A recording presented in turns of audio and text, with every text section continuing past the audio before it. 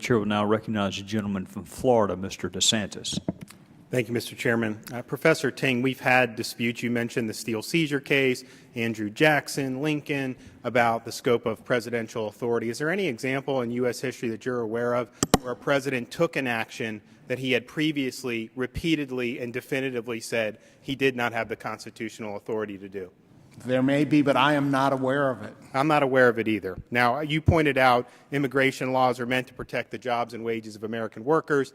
The media doesn't like to report this. He's not just deferring deportation. He's affirmatively conferring 5 million work permits on people who are in the country illegally. That will have an upward pressure or a downward pressure on the wages of American workers, in your opinion? I think it's clearly going to have a downward pressure. And here's what really gets me.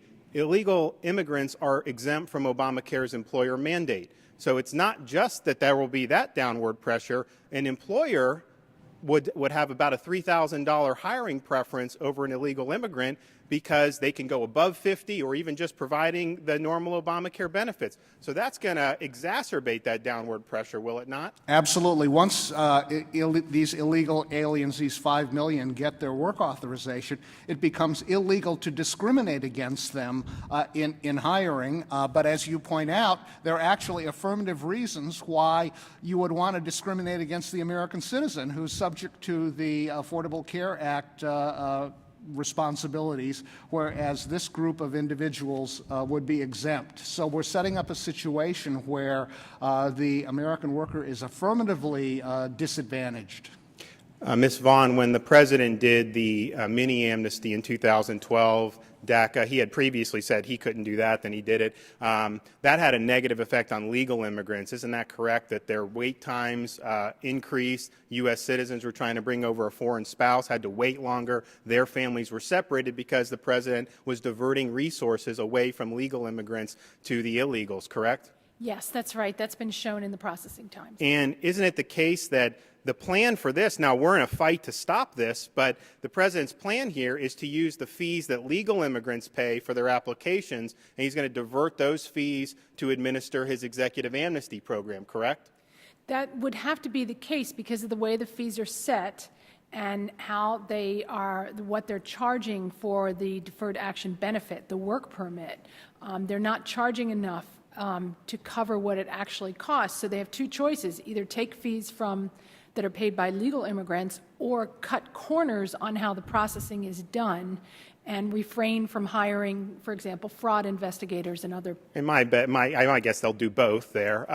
But if there was a negative impact on legal immigrants with a much smaller DACA program, you start talking about 5 million, that's going to have a significant impact on the ability of American citizens and legal immigrants to access the immigration system. Isn't that the obvious deduction? That's the inevitable outcome.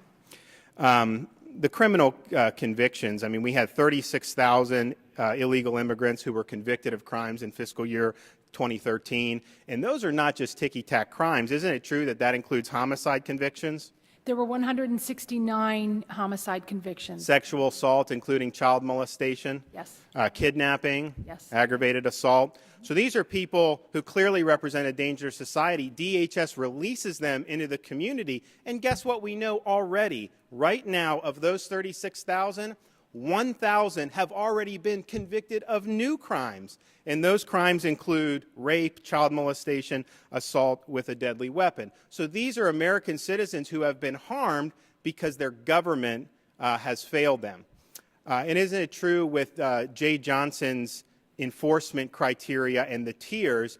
They've actually relegated some sexual offenses to Tier 2. They say that those are significant misdemeanors. Isn't that correct? Yes. So if they're already releasing people convicted of homicide, the fact that they put you in Tier 2, I think you can almost bet your bottom dollar those people are going to be released. And that's a problem because you may have an offense, a sexual offense against a child, let's say, that qualifies under their view as a significant misdemeanor.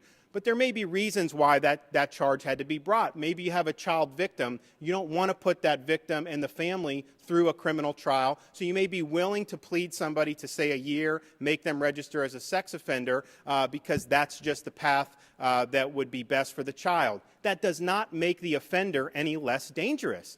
And so DHS is saying, well, if you get a good plea bargain, you're going to put you back in, and we know that these people are likely to reoffend. So this is a huge scandal. We're going to be doing this on the Oversight Committee and really digging deep because I don't care, Republican, Democrat. This is just completely and utterly unacceptable, and I yield back.